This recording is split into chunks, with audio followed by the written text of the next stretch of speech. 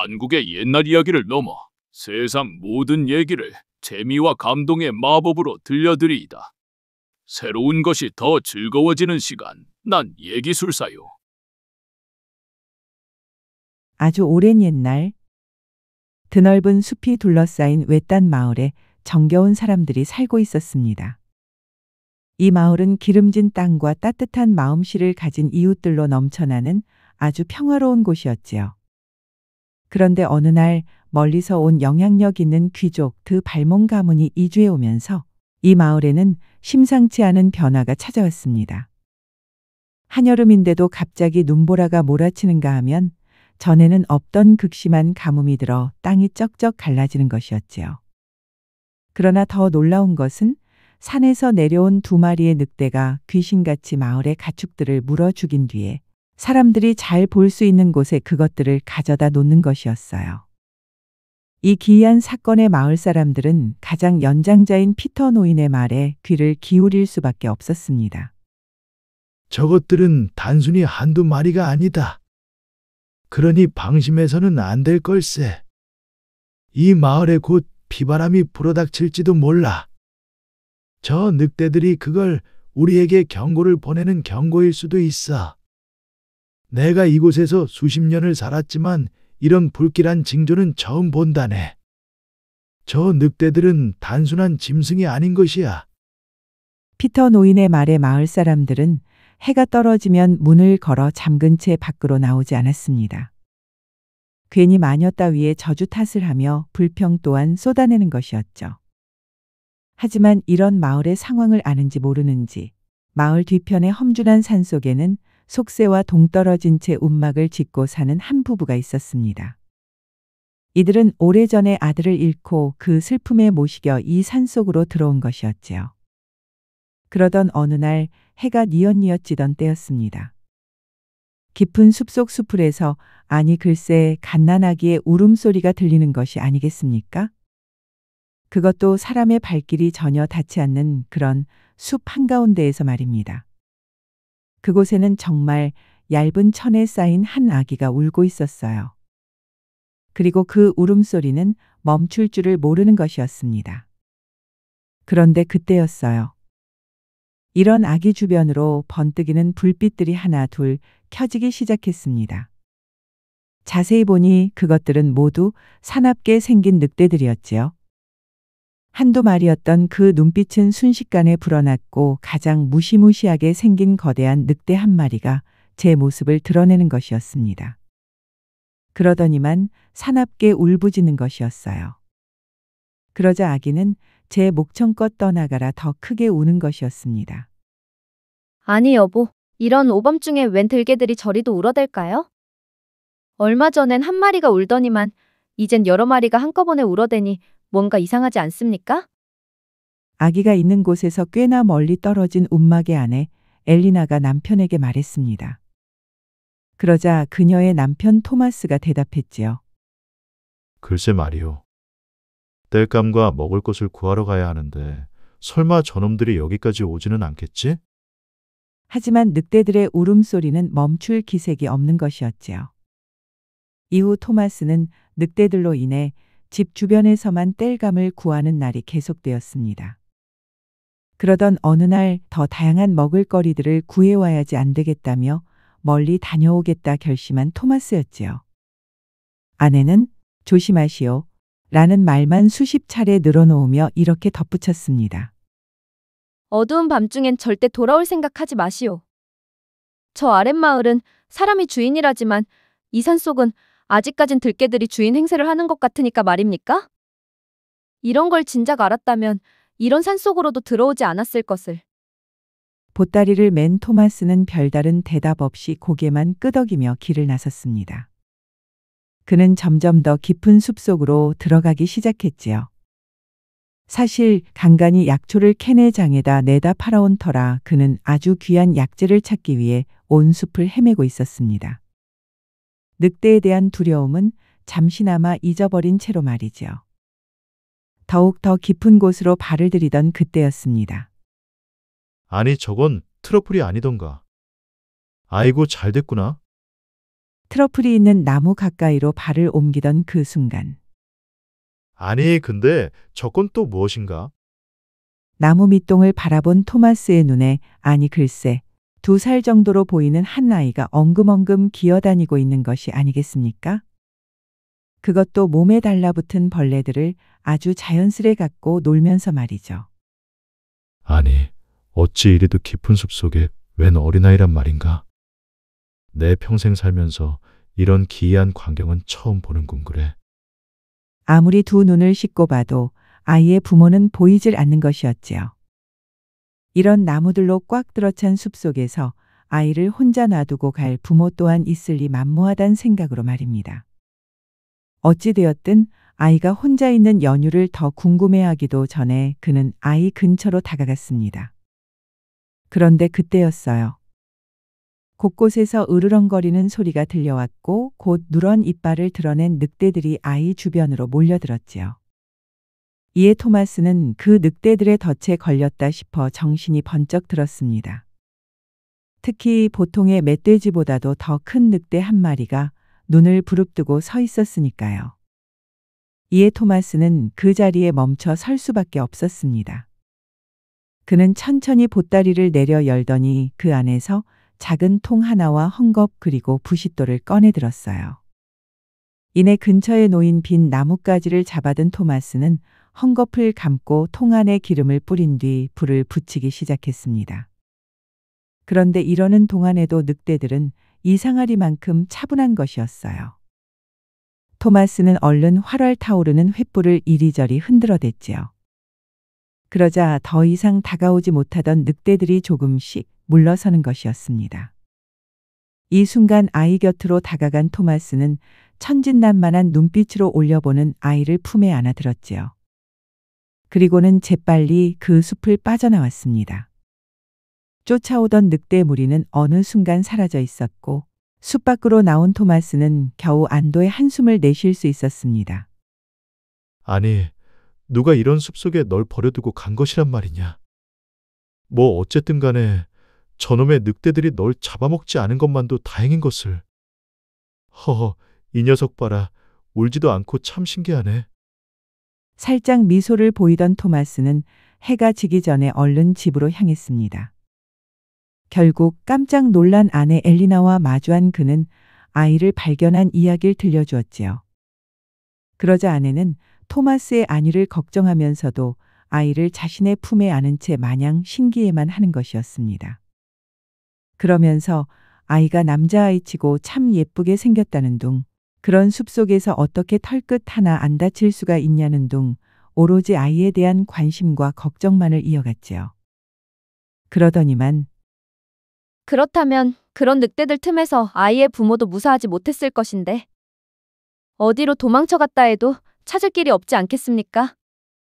그러니 그냥 우리가 한번 그냥 키워보면 어떻겠습니까? 저 아랫마을로 내려가 봤자 아이를 돌볼 사람을 찾는 것도 하늘의 별 따기일 텐데. 이런 아내의 말에 잠시 생각에 잠기던 토마스는 천천히 고개를 끄덕였습니다. 그리곤 다음 날 먼저 떠나보낸 친아들 알렉산더가 돌아왔다는 마냥 그 아이의 이름을 알렉산더라 지어주고 정성껏 키우기 시작했지요. 알렉산더라는 이름은 늑대들 틈에서 마치 한 줄기 빛처럼 살아남았단 의미로도 지어준 것이었습니다. 어찌됐든 이 사내아이가 집에 들어온 이후 부부의 얼굴에는 웃음꽃이 만개했습니다.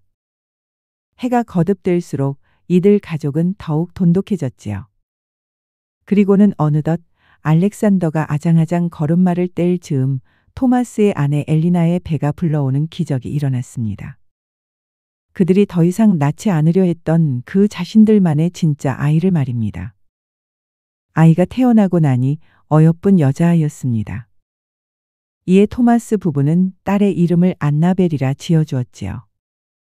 그리고 씩씩하게 자라나는 알렉산더와 함께 아주 잘 키워나가기 시작했어요. 알렉산더는 훌쩍 자라 자신을 길러준 부모를 지극정성으로 섬겼고 여동생 안나벨과도 돈독한 우애를 이어나갔습니다. 자신이 친자가 아니었음에도 그런 줄은 꿈에도 모른 채 오직 가족밖엔 모르는 청년으로 자라난 것이었지요. 이런 알렉산더의 가족이 맞이한 어느 겨울 땔감마저 구하기 힘든 때였어요. 산속에서 고립된 생활을 이어온 그들은 가을에 저장해 놓은 식량마저 다 떨어져 가고 있는 상황이었지요.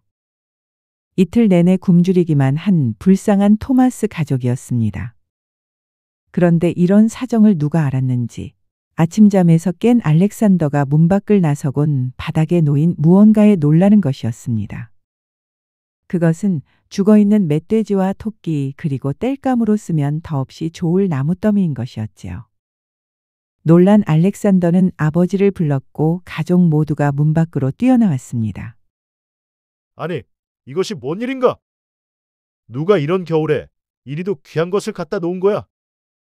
알렉산더도 고개를 갸웃거리며 산 주변을 둘러보았습니다. 저 아랫 마을에서 올라오기도 쉽지 않은데 어떻게 이 눈 쌓인 길을 뚫고 이 모든 걸 들고 왔을까 싶은 것이었지요. 그런데 그때였습니다. 산 주변에서 희미하게나마 늑대들의 울음소리가 들려오는 것이었어요. 이 소리에 알렉산더는 잠시나마 산자락을 둘러보더니만 가족들과 함께 집 안으로 들어가는 것이었습니다. 물론 장작더미와 먹을거리들을 신나게 옮기면서 말이지요. 그리곤 이들은 아주 풍족한 겨울을 보내는 것이었습니다. 겨울뿐만이 아닌 봄과 여름에도 알렉산더의 가족은 풍족한 생활을 이어갈 수 있었지요. 때마다 이들의 집 앞엔 먹을 것들이 놓여 있었으니까 말입니다. 그런 와중 알렉산더의 주변에선 더 이상한 일들만 일어나는 것이었습니다. 산속을 누비며 식량을 찾아다닐 때였어요. 가족들을 위해서라면 그 어떤 것도 구해올 자신이 서는 알렉산더였습니다. 이에 그는 때마다 나무를 베고 무거운 돌을 들어 팔과 다리, 허리에 힘을 키워나가고 있었습니다. 도대체 그런 힘은 어디서 나오는 건지 알렉산더는 꿈쩍도 안 하는 바위를 굴려대거나 숲속 여기저기를 마구잡이로 뛰어다니는 모습은 정말이지 나무 위를 오르내리는 다람쥐만큼이나 빠른 것이었어요. 이런 그가 숲을 뛰어다니던 도중 젖은 나무에 그만 발이 미끄러져 발목을 삐고 말았습니다. 몸을 제대로 가누기도 힘들던 그때에 그의 가까운 곳에서 아주 거대한 몸집의 늑대 한 마리가 천천히 걸어오는 것이 아니겠습니까? 그리곤 멈춰선 채로 알렉산더를 가만히 바라보는 것이었지요. 알렉산더는 자신이 잡아먹힐 것이라 여긴 듯 눈을 질끈 감았습니다. 다친 다리와 함께 그의 온몸은 덜덜덜 떨리기만 한 것이었지요. 그런데 알렉산더에겐 아무 일도 일어나지 않았습니다. 더군다나 알렉산더의 귀에선 바람 소리밖에 들리지 않는 터. 이에 살짝 눈을 떠보니 그 커다란 늑대는 온데간데 없는 것이었어요. 그저 커다란 발자국만 아로 새긴 채로 말입니다. 이런 날이 있은 이후 알렉산더는 되려 숲에 나가 머무는 일이 잦아졌습니다. 이에 가족들은 그런 알렉산더를 더욱 걱정하는 것이었지요. 하지만 오히려 이전보다 더 많은 먹을거리와 장작더미를 가져오는 알렉산더 덕분에 한겨울을 나기도 걱정이 없는 터였습니다. 그러던 어느 날이었어요. 알렉산더가 어린 여동생을 데리고 오랜만에 마을 장터로 나간 때였습니다. 이따금씩 내려오던 마을이었건만 여기저기 생소해 보이는 물건들과 사람들 틈바구니에서 알렉산더는 신기에 정신을 차리지 못하는 것이었어요. 이런 여차로 장터 곳곳을 돌아다니던 그때 잠시 우물가에 들러 물을 한 잔 떠먹던 그때였습니다. 웬 허름한 차림의 남정네 하나가 보따리 하나를 품에 안은 채 고개 너머로 뛰어가고 있는 것이었어요. 그리고 그를 쫓는 고운 옷을 입은 한 여인이 보이는 것이었습니다. 누가 봐도 보따리를 훔쳐 도망가는 도둑과 그 보따리 주인인 것이었지요. 이에 알렉산더는 여동생에게 기다려 라는 말과 함께 번개처럼 사라지는 것이었습니다. 그의 발놀림이 어찌나 빨랐는지 지름길로 휘돌아간 알렉산더는 곧 그 도둑 앞에 멈춰 서 있는 알렉산더였지요. 뒤를 돌아보며 뛰던 도둑은 순간 알렉산더의 가슴팍에 머리를 쳐박고 말았습니다. 아이고야. 뒤로 벌러덩 넘어간 도둑한테서 보따리를 빼앗아든 알렉산더는 그놈의 머리에 굵직한 꿀밤 하나를 내리꽂는 것이었어요. 그러자 해롱거리던 도둑은 곧 다시 제 발로 일어나더니만은 다른 길로 내빼는 것이었습니다. 이에 곧바로 쫓아온 여인은 숨을 헐떡이며 알렉산더에게 고맙다는 말을 전했지요. 그러자 별말 없이 보따리만 건네는 알렉산더였습니다. 이후 다시 우물가로 돌아온 알렉산더였건만 여동생 안나벨이 어디로 갔는지 보이지가 않는 것이었어요. 헌데 이때 저 실례지만 뭐 좀 물어봐도 될까요? 낯선 여인의 목소리가 알렉산더의 귀를 간지렸습니다. 그녀는 다름 아닌 그 보따리를 되찾아간 여인이었지요. 이에 순간 물만 입에 머금은 채로 멍하니 서 있는 알렉산더였습니다. 다름이 아니라 그쪽 성함을 좀 알 수 있을까 해서요. 제가 모시는 레이디 베아트리체께서 잠시 이야기를 나누고 싶어 하시는데 혹시 괜찮으실까요? 마을에 사는 귀족 드 발몬 가문의 외동딸 베아트리체의 하녀인 것이었습니다. 그리고 그 하녀의 말대로 가까운 담벼락 밑에 베아트리체가 서 있는 것이었지요. 그런데 베아트리체가 쓰고 있던 두건을 내리자 이를 본 알렉산더의 눈은 한없이 커지고 마는 것이었습니다. 그리고는 곧바로 입에 든 물을 뱉어내는 것이었지요. 알렉산더 입장에선 평생 한번 볼까 말까한 그런 미모였을 뿐만 아니라 그 애절한 눈동자가 어찌나 깊어 보이던지 멀리 서 있는 베아트리체였음에도 불구하고 처음 느껴보는 감정이 북받쳐 올라오는 것이었습니다. 헌데 이때였어요. 오빠, 어찌 그리도 빨리 사라진 거예요? 내가 걱정이 돼서 계속 뒤따라갔지 않았습니까? 자꾸 그러면 아버님께 다 일러 바칠 거예요? 어느새 알렉산더를 부르며 다가온 여동생 안나벨이었습니다. 이에 흠칫 놀란 듯한 베아트리체였건만 그녀의 하녀도 잠시 주춤하더니 베아트리체가 돌아오란 손짓에 뒤돌아가는 것이었습니다. 근데 저 사람은 누군데? 오빠한테 인사를 하고 가는 겁니까? 이런 여동생 말에 알렉산더는 아까 보따리를 찾아준 여자라면서 별다른 얘긴 덧붙이지 않는 것이었어요.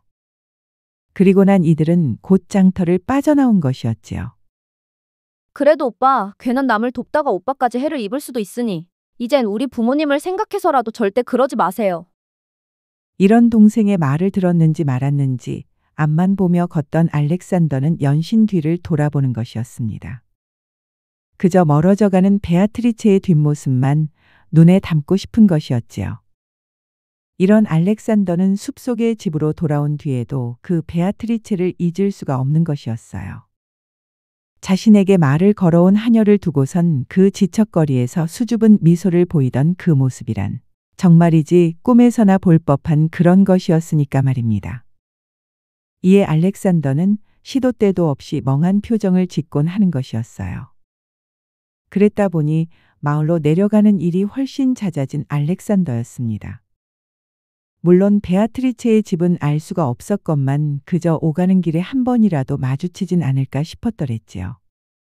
그러나 대략 한 달이 넘도록 알렉산더는 베아트리체의 그림자조차 볼 수가 없는 것이었습니다. 이에 다시 산으로 올라가야 했던 터 강가에 선 채 생각에 잠겨있던 그때였습니다. 저 실례지만 뭐 좀 물어봐도 될까요? 얼마 전 장터에서 베아트리체의 하녀가 건넸던 말과 똑같은 것이었어요.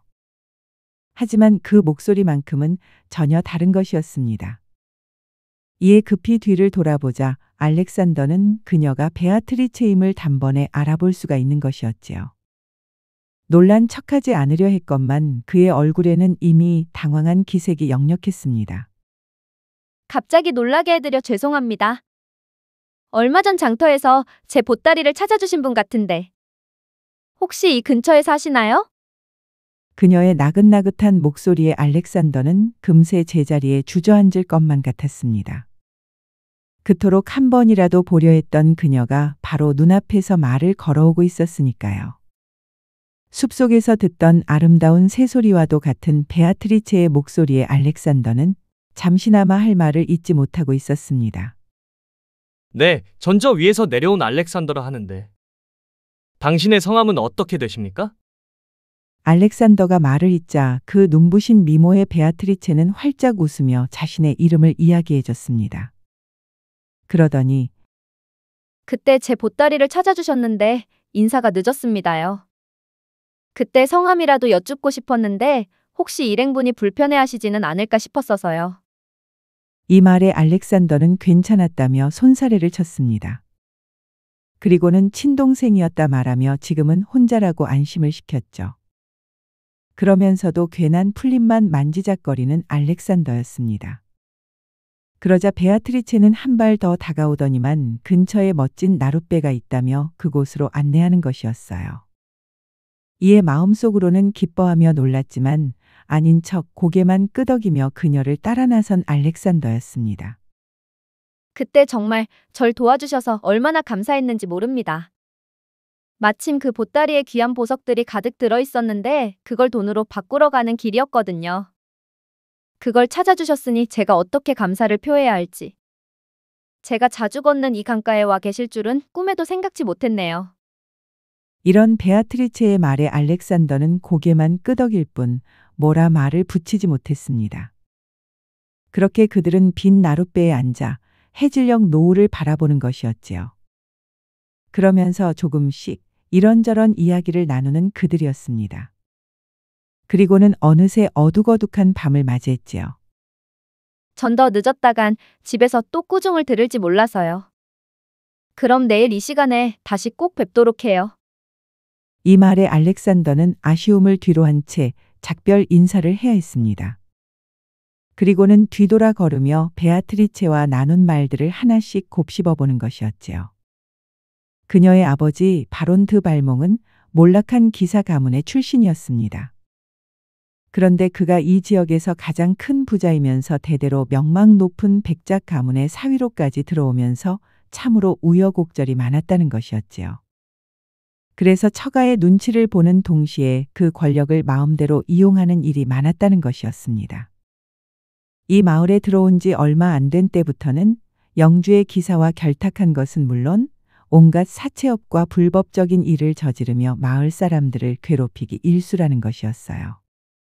이를 옆에서 보고 있던 외동딸 베아트리체는 그런 아버지를 견디기 힘들다는 것이었습니다. 그래서 차라리 야밤에 몰래 도망칠 궁리까지 했다고 하는데 이런 이야기를 듣고 난 알렉산더는 베아트리체의 안위를 걱정하면서도 마을이 어수선해진 것도 다 그런 연유가 있었구나 싶은 것이었어요. 그래서 언젠가부터 마을 사람들의 표정이 어두웠던 거였군. 숲속 짐승들이 우는 소리도 왜 그리 겁을 집어먹고 있던 것이었는지. 그간 참으로 이상했는데 말이야. 이런저런 생각에 잠긴 채 집에 도착한 알렉산더는 그때까지도 베아트리체의 마지막 말을 잊지 못하고 있었어요. 제가 이 마을에서 얼마나 더 머물지는 모르겠지만 말입니다. 그때까지만이라도 계속 만나뵐 수 있을까요? 전 내일도 이곳 나루터에 나와 있을 건데. 이에 알렉산더는 별말 없이 고개만 끄덕였을 뿐이었죠. 결국 다음 날이 되어 이른 아침부터 그 정자를 찾은 알렉산더였습니다. 이리도 일찍 어딜 가냐는 아버지의 물음에도 별다른 대답 없이 그저 깡충깡충 산을 뛰어내려온 그였지요. 어찌나 그 발걸음이 신났던지 정자에 도착해서도 해가 중천에 뜰 때까지 베아트리체를 기다리는 알렉산더였습니다. 그런 그때였어요. 멀리서 걸어오는 베아트리체의 모습에 알렉산더는 입꼬리에 걸린 미소를 감추지 못했습니다. 이때부터 이 둘은 매일같이 그곳에서 만나 서로의 이야기를 정신없이 풀어냈습니다. 이런 날들이 여러 차례 반복되면서 그들은 진정 이것이 사랑이라 여기게 된 것이었지요. 그런데 그런 어느 날이었습니다. 알렉산더가 또 정자에 먼저 와서 기다리던 그때였어요. 멀리서 걸어오는 베아트리체를 바라보던 알렉산더는 그 뒤를 몰래 뒤따르고 있는 수상한 자에 놀랐습니다. 하지만 베아트리체를 안심시키려 눈치채지 못한 듯 함께 또 즐거운 시간을 보내고 있었지요. 그런데 아니나 다를까 그들 뒤에서 고함 소리가 들려오는 것이었습니다.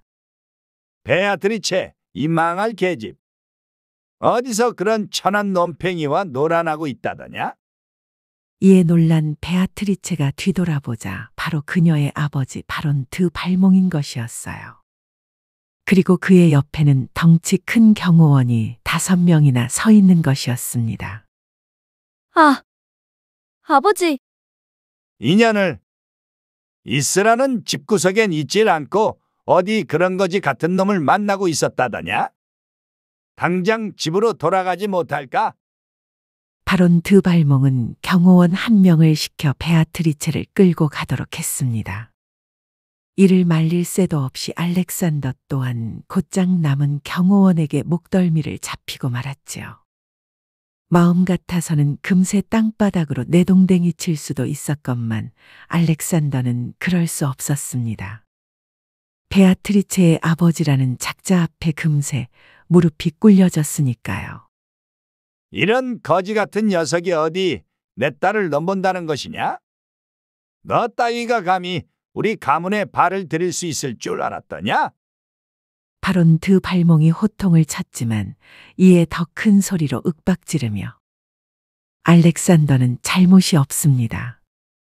라며 소리치는 베아트리체였습니다. 하지만 경호원이 그녀를 들쳐매더니 그 자리를 떠버리는 것이었지요. 바론 드 발몽도 남은 경호원에게 눈짓을 하더니만은 딸을 뒤따라가는 것이었습니다. 그러자 남은 경호원은 곧 알렉산더를 흠씬 두들겨 패기 시작했지요.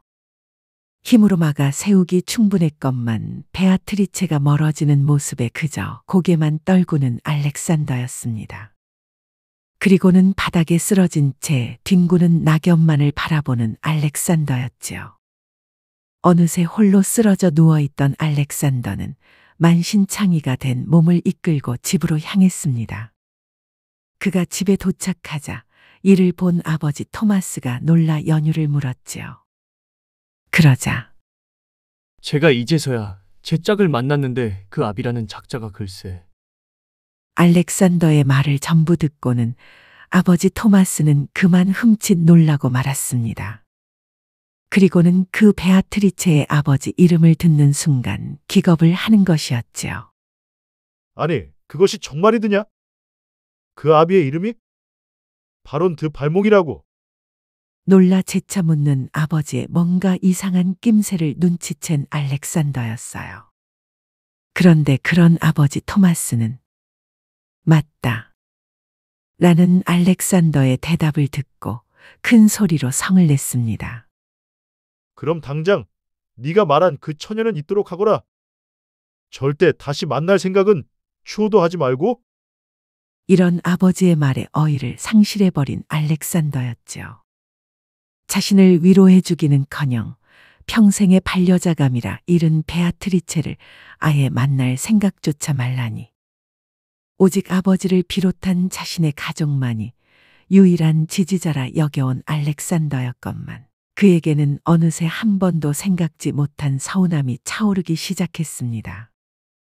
그러다 그만 알렉산더는 큰 충격을 받은 채 그 자리에 주저앉아 정신을 잃고 말았습니다. 알렉산더가 얼마나 누워 있었을까요?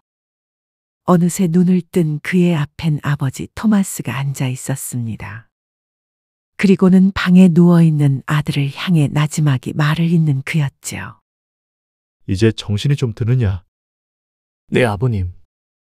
그래, 네가 이리도 충격을 받아 누웠는데 내가 어찌 걱정을 안 할 수 있겠느냐?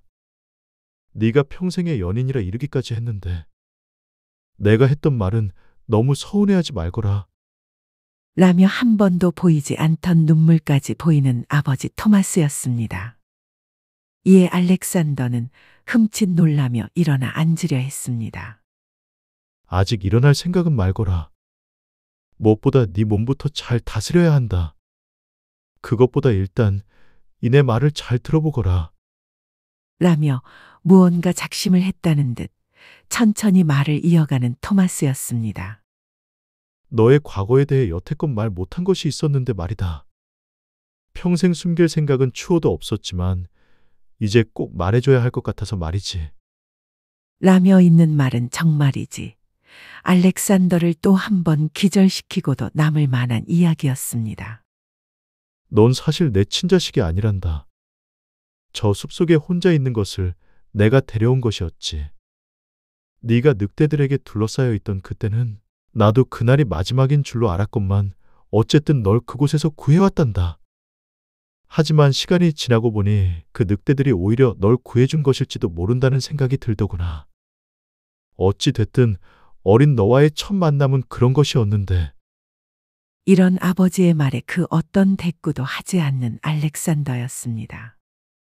자신이 그동안 왜 그리 여동생과 닮지 않았다고 여겼는지 그런 의문도 함께 풀리는 것이었으니까요. 그런데 말이다. 그런 너를 열심히 키우는 동안의 말이지. 처음 널 발견했던 곳에 한번 내가 다시 가봤단다. 그런데 그곳에서 글쎄. 더 있는 말을 집중해 들으려 아버지를 빤히 올려보는 알렉산더였습니다.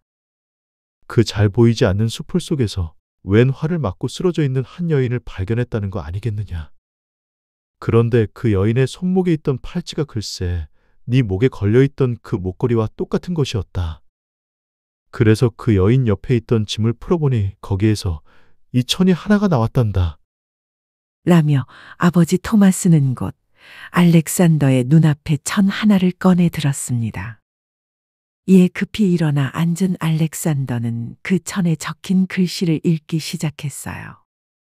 이 글을 읽으시는 분은 분명 목숨이 다한 저를 발견하셨을 줄로 압니다. 저는 이 마을에 들어온 지 얼마 안 된 이자벨이라고 하는데요. 여태껏 한 남자를 믿고 의지해온 탓에 그자의 아이를 낳은 저였건만 이제는 쫓기는 신세가 되어버린 처지였습니다. 바로 제 아이의 아비라는 그 작자가 아이를 낳으면 죽이겠다 협박을 해왔으니까요. 그래서 그자로부터 몰래 도망쳐야 하는 제가 어찌 될지 모르는 상황이지만 만일 저를 발견하신 분이 계시다면 제발 제 아이만큼은 꼭 좀 잘 보살펴달라 부탁을 드립니다. 그리고 이 내용은 꼭 비밀로 붙여주셔야 합니다. 그놈이 자신의 아들인 줄 알면 끝까지 해치려 들 테니까요. 참고로 그자는 바론드 발몽이라는 자입니다. 부디 그놈한테는 꼭 알려지지 않도록 잘 보살펴 주시어요. 그럼 저 세상에서라도 마음 편히 쉴 수 있을 것 같습니다. 이 내용을 모두 읽고 난 알렉산더는 주체할 수 없는 눈물을 흘리기 시작했습니다.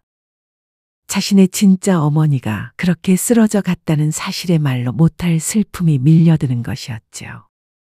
그리고는 그 바론드 발몽이라는 이름 세자에 넋을 잃고 말았습니다. 그렇다면 베아트리체는 바로 자신의 배다른 남매일 수밖에 없었으니까요. 이런 사실을 모두 알고 난 알렉산더는 며칠 동안 방 안에서만 멍하니 앉아 있었습니다. 그러는 동안 산에서의 늑대 울음소리는 무슨 이유에선지 더욱더 커지기만 했습니다. 그런 우울한 날이 얼마나 흘러갔을까요? 그제서야 생각과 몸을 좀 추스리고 난 알렉산더는 아버지 토마스와 마주한 뒤 집을 나섰습니다. 제 과거를 전부 알았다 해도 저에게 있어 유일한 가족은 아버지와 어머니 그리고 안나벨 뿐입니다. 저는 그 어떤 일이 있어도 우리 가족을 위해 살아갈 것이니 그 베아트리체와의 인연은 끊고 오겠습니다. 그러니 아버지, 부디 걱정하시지 마십시오. 이런 알렉산더의 말에 아버지 토마스도 눈물을 보였습니다. 이제 어느 정도 마음을 다잡은 알렉산더였지만 베아트리체를 보면 뭐라 말을 해야 할지 살짝 고민이 앞섰습니다. 하지만 모든 진실을 알고 난 만큼 결심한 말은 꼭 해야만 하는 것이었지요. 어느새 그 나루터로 내려온 알렉산더는 베아트리체가 올 때까지 그 근처에라도 숨어 있을 생각이었습니다. 그런데 그의 예상은 여지없이 빗나가고 말았지요. 그런 알렉산더와 똑같은 마음이었는지 베아트리체도 글쎄 그 나루터에 와 앉아 있었던 것이었습니다. 이에 놀란 알렉산더는 곧 그녀의 이름을 불렀지요. 당신도 여기 있었군요. 내가 꼭 당신을 만나야 했건만. 이에 한 발 더 다가와 알렉산더의 품에 와락 안기는 베아트리체였습니다. 정말 걱정 많이 했습니다. 그날 뒤로 저는 당신과의 연을 끊으려고도 했으나 여태껏 방 안에만 갇혀 있을 수밖에 없지 않았겠습니까? 알렉산더님, 혹시 다친 데는 없으신 겁니까? 알렉산더의 몸 구석구석을 살피는 베아트리체였습니다. 이에 알렉산더는 그런 그녀에게 괜찮다라며 살짝 거리를 두는 것이었지요. 그리고는 일단 이곳에서 벗어나자며 버려진 오두막으로 그녀를 안내했습니다. 그곳에 도착한 이들은 서로 어색한 거리를 두었지요. 이에 다소 어두운 표정의 알렉산더가 말을 이었습니다. 베아트리체, 지금부터 내가 하는 말 잘 들으시오. 이 말은 절대로 오해해서는 아니 돼요. 그러자 무슨 말이냐? 며 화들짝 놀라는 베아트리체였습니다. 그리고는 상기된 표정으로 머뭇거리기만 하는 알렉산더를 바라보는 것이었지요. 난 당신과 더 이상 만날 수가 없을 것 같소. 이 마지막 말을 전하러 온 것이오. 이에 오히려 베아트리체를 똑바로 쳐다보지 못하는 알렉산더였습니다.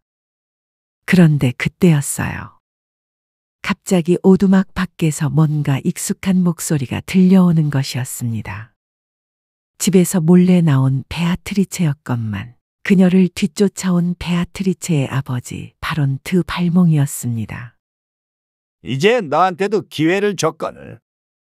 어찌 또 여기서 그놈을 만나고 있는 것이냐? 베아트리체, 냉큼 나오지 못할까? 이에 알렉산더가 창밖을 살짝 내다보자 이번에도 대략 5-6명의 경호원들과 함께 서 있는 바론트 발몽이었습니다. 그리고는 그 커다란 덩치의 경호원들이 알렉산더와 베아트리체가 도망가지 못하도록 금세 오두막을 에워싸는 것이었지요. 이놈, 니놈도 이제 진짜 그 몸이 성치 못할 줄 알거라. 그때 내가 자비를 베풀어 널 나름 곱게 보내줬거늘 이번엔 아주 잘 걸렸다. 어느새 늘어나 있는 10명 정도의 경호원들에게 손짓을 이어하는 바론트 발몽이었습니다. 그러자 더욱 오두막을 옥죄어오는 경호원들이었지요. 이에 정말 꼼짝없이 끌려나가 쉴 새 없이 매질을 당할 판이었건만 알렉산더와 베아트리체는 이제 어쩔 수 없다는 듯 서로의 손만 붙잡고 있던 그때였습니다. 갑자기 오두막 밖에서 웬 비명소리가 들려오는 것이었어요. 그리고는 곳곳에서 늑대 울부짖는 소리가 연달아 들려오는 것이었습니다. 알고 보니 주변에서 나타난 늑대떼가 경호원들을 모두 덮쳐 물어뜯고 있었습니다.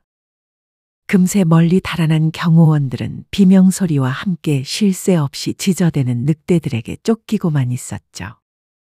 그런 후 주변은 곧 조용해졌습니다. 이에 안도의 한숨을 내쉬는 알렉산더와 베아트리체였지요. 또 얼마의 시간이 흘렀을까요? 알렉산더와 베아트리체는 곧 오두막 밖에 아무도 없다는 것을 눈치챈 뒤 얼른 그곳을 빠져나왔습니다. 내가 아무도 알지 못하는 동굴 하나를 아는데. 그리로 일단 가십시다. 이 말에 바로 고개를 끄덕이는 베아트리체였지요. 그녀도 이제 와서 집으로 돌아가기에는 아버지로부터 오히려 큰 화를 면치 못할 터. 이에 자신을 잡아끄는 알렉산더의 손을 더욱 꼭 잡아쥐었답니다. 그리고는 어느새 당도한 동굴 안으로 들어가는 그들이었지요.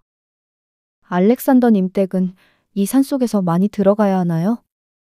이런 동굴도 전 좀 처음이라서요. 습한 동굴 안에서 제 몸을 감싸주는 베아트리체였습니다. 이에 미처 베아트리체의 의사를 묻지도 않았다는 생각이 든 알렉산더는 살짝 당황했지요. 이곳에서 일단 생각할 시간이 좀 필요할 것 같습니다. 우리 집으로 가기에는 내 아버지와 얘기를 나눈 것도 좀 있고 해서. 내가 아는 곳이 여기밖에 없는 터라. 그러자 베아트리체가 얘기라니요? 라고 묻자 알렉산더는 잠시 머뭇거리더니 천천히 자신이 알고 있는 모든 것을 털어놓았습니다. 자신이 바론 드 발몽의 아들인 것은 물론 베아트리체와는 배다른 남매일지도 모른다는 사실을 말이죠. 이 말을 듣고 난 베아트리체는 한동안 말을 잇지 못했습니다. 그리고는 눈물을 흘리며 동굴 밖만 바라보는 것이었지요. 하지만 깊은 밤이 지나고 다음 날이 밝아올 때쯤 그들은 서로를 꼭 끌어안고 있었습니다. 별다른 말도 애정 어린 몸짓 하나도 없이 그저 서로를 끌어안고만 있는 것이었지요. 그런 시간들이 얼마나 흘러갔을까요? 어느새 또 하루가 저물어갈 즈음 알렉산더는 베아트리체를 바라보며 말을 이었습니다. 그럼 이렇게 하십시다. 일단 내가 이리도 오래 나가 있던 적은 없었으니 가족을 먼저 안심시켜야 할 것 같습니다. 그러니 베아트리체님은 일단 집으로 갈 때를 기다리세요. 외동딸인 당신에게 뭘 어찌하지는 못할 테니까 조금만 기다리면 내가 얼른 당신을 데리러 가겠습니다. 무엇이 됐든 당신과 내가 원하는 건 우리 서로가 함께하는 것이니까요. 이 말에 눈물을 흘리며 고개를 끄덕이는 베아트리체였습니다. 그리고는 곧장 산을 내려가는 베아트리체였지요. 그러면서도 계속 알렉산더를 돌아보는 그녀였습니다. 알렉산더는 얼른 자신의 집으로 향하고 있었어요. 그리고는 집 근처로 발을 들이는 그였습니다. 그런데 뭔가 그의 느낌에 평상시와는 다른 무거운 고요함이 감싸오는 것이었어요. 이에 얼른 집 안으로 뛰어들어가자. 아니 글쎄, 마당에 그의 어머니가 쓰러져 있는 것이 아니겠습니까? 이에 놀라 다가간 알렉산더는 피를 흘리며 눈을 감고 있는 어머니를 보고 그만 무릎을 꿇고 오열하는 것이었어요. 그러면서 있는 대로 소리를 질렀지요. 이 상황은 정말이지 말도 안 되는 상황이었으니까 말입니다. 이에 순간 어머니를 매만지던 알렉산더가 다급히 방 안으로 뛰어들어갔습니다. 그런데 그곳에는 그의 아버지가 피를 흘린 채 앉아 있는 것이었어요. 평소 마주 앉아 있던 그 모습으로 말입니다. 이에 망연자실 그 자리에 주저앉고 마는 알렉산더였습니다. 그리고는 울분을 토하며 집안 곳곳을 뛰어다니기 시작했어요. 자신의 유일한 여동생을 찾고 있는 것이었습니다. 그러나 그 어디에서도 그녀를 볼 수가 없는 것이었지요. 헌데 그러던 알렉산더가 순간 거실 기둥에 멈춰 섰습니다. 그곳엔 아니나 다를까 화살 하나가 꽂혀 있는 것이었지요. 그리고 그 화살 끝에 달린 표식은 바로 예전 바론 드 발몽과 맞닥뜨렸을 때 봤던 그의 문양과 똑같은 것이었습니다. 베아트리체의 아버지가 고용하고 있는 궁수의 것이 분명했어요. 이를 알고 난 알렉산더는 이를 꽉 악문 채로 의식을 잃은 자신의 부모님을 잘 눕혀놓은 뒤 산길을 단숨에 뛰어내려갔습니다. 그의 한 손엔 평소 깎아서 만들어 놓았던 커다란 몽둥이 하나가 들려 있었지요. 그리고는 평소 볼 수 없었던 빠르기로 스쳐가는 나무들을 뒤흔들었습니다. 그런데 그의 주변에는 뭔지 모를 수많은 그림자가 어른거리고 있었지요. 어쨌거나 결국 마을로 내려온 알렉산더의 표정은 여태껏 볼 수 없던 커다란 증오로 일그러져 있었습니다. 그리고는 자신의 여동생을 구하기 위해 그 바론 드 발몽의 성문 앞에 멈춰 섰지요. 바론 드 발몽! 당장 이 문을 열지 못할까? 그러자 덜컹 하고 문이 열리며 웬 8피트가 넘는 거구가 알렉산더를 막아 세우는 것이었습니다. 그런데 그러기도 잠시 그 거구는 머리에서 피를 흘리며 한옆으로 쓰러지는 것이었죠. 정말이지 눈 깜짝할 사이에 벌어진 일이었습니다. 이내 피가 묻은 몽둥이를 털어낸 알렉산더는 성 안으로 발을 들였어요.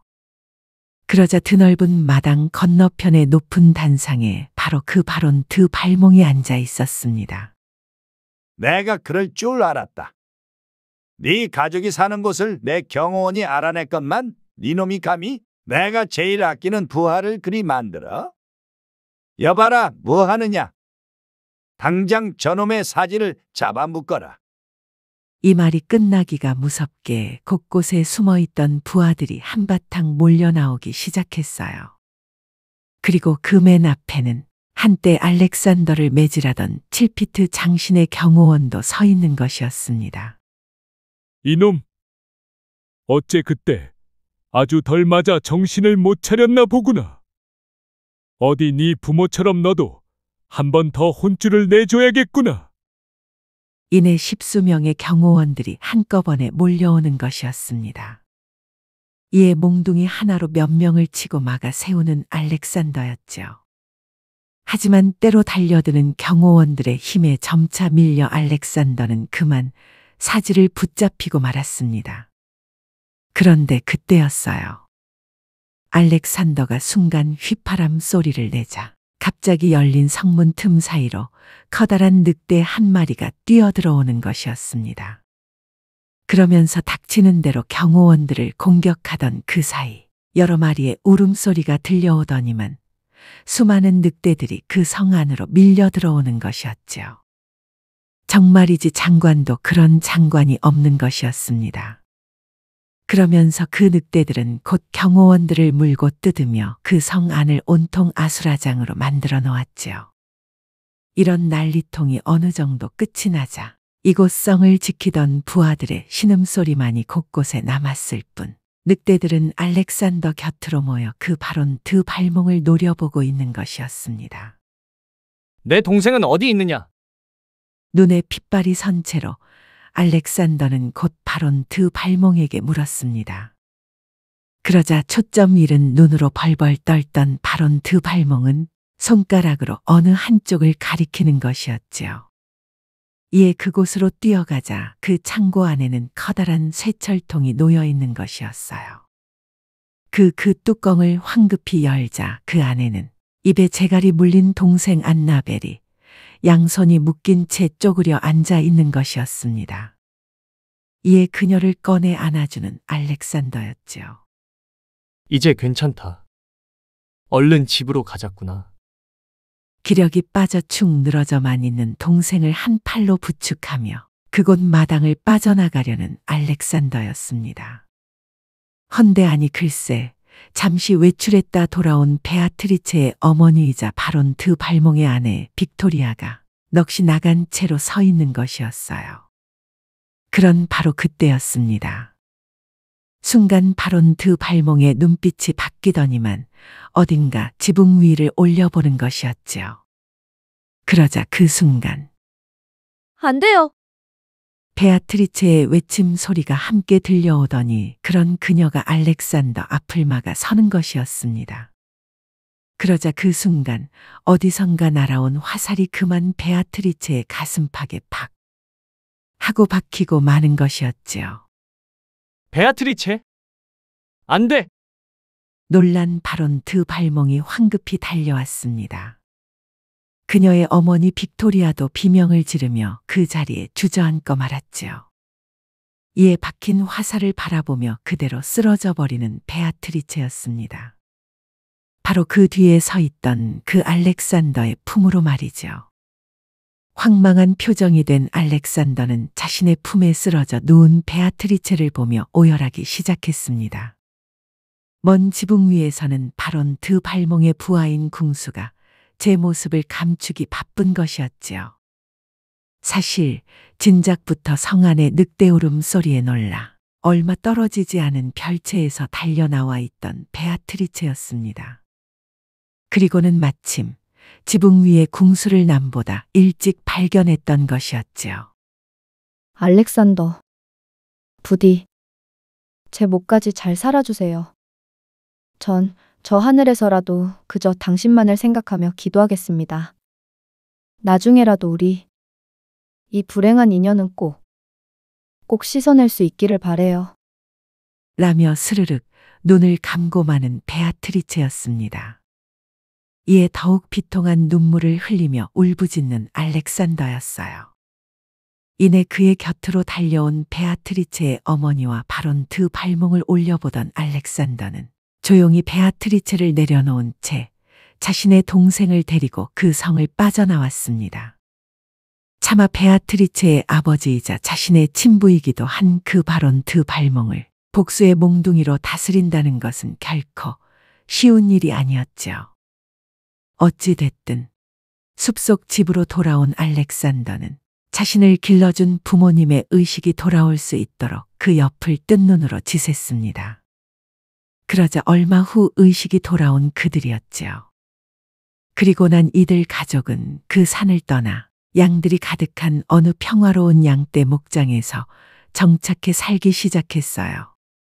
그리고는 자신의 친동생이나 다름없는 안나벨을 더욱 지극정성으로 돌보는 알렉산더였습니다. 그럼 그 바론 드 발몽은 어떻게 되었을까요? 그는 자신이 딸을 죽였다는 죄책감으로 스스로 목을 매달려 하기도 전에 베아트리체의 어머니인 아내의 가문으로부터 쫓겨난 것은 물론 그가 저지른 모든 죄목이 낱낱이 고발되어 그 마을의 영주와 함께 평생 동안 감옥에 갇히는 신세가 되고 말았다고 합니다. 그의 가장 큰 죄목에는 물론 죄 없는 이한테 살인을 저지른 일도 포함되어 있었죠. 자, 오늘 얘기의 마법은 여기까지요. 어느 하나 소중하지 않은 존재와 생명이 없건만은 오직 자신의 안위나 출세만을 위해 그런 것들을 가벼이 여기거나 심지어 해를 입힌다면 분명 그 벌은 더 큰 화로 돌아오매 모두 속 시원한 시간 되셨기를 바라겠소이다. 그럼 술술 얘기술사. 다음에 또 다시 만나요.